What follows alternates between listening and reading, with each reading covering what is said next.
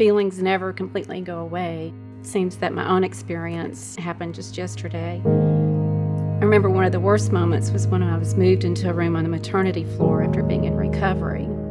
Hearing the cries of newborn babies when I had just lost my own was heartbreaking. I couldn't wait to get out of there. Within a matter of hours, I went from being ecstatically happy, awaiting the arrival of a new baby I'd nurtured for months, to an overwhelming sense of emptiness. It was, I would say we were in pure shock coming home. I remember the reality of thinking, wow, like this is unbelievable that we were walking into our house without a baby. We weren't really admitting that he was dead yet. It was like admitting it would make it true. I just wanted to remember him the way he was when he was first born. He was so perfect and beautiful. I was in a lot of pain. I was in shock. I couldn't understand why that happened to me. And if it happens and it is as common as everyone says that it is, why don't they tell you about it? Because you second guess everything you did, everything you didn't do. Wondering if you should have pushed harder when you felt lousy at week 37 to be delivered sooner.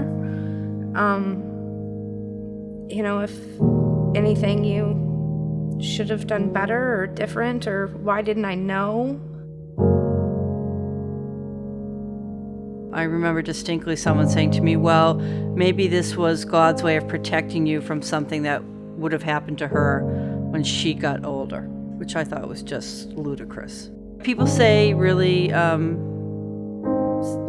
sad, just crazy things. The most often, you can have another baby. That was like so. That drove me crazy because you're like, I don't want another baby. I want the baby that I didn't have. After she was born, we were with her for many hours and held her very close, bathed her. Brent's father is a retired minister, and he baptized her in the hospital with us. We had a few friends that came even though we told everyone don't come, and that was the best thing that they could have done. We said don't come, and they came. And like a lot of decisions we were making right then, it was different than what we thought we wanted, but it was what we needed. And that was huge. We get asked all the time, how many children do you have? I'm not afraid to mention him. It just makes people so uncomfortable.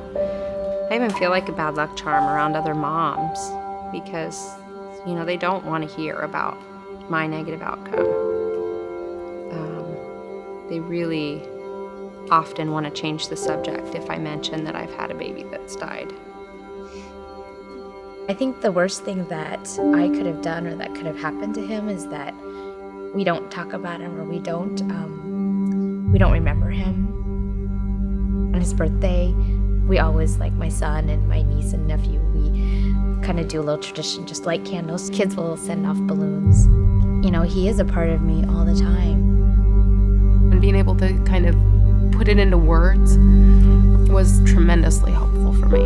And still to this day, I love to tell people about my son. I'm very happy to be his mom, and I just don't get enough chances to talk about him. Because that is how we honor him. His life was a good thing in this world. His life was a good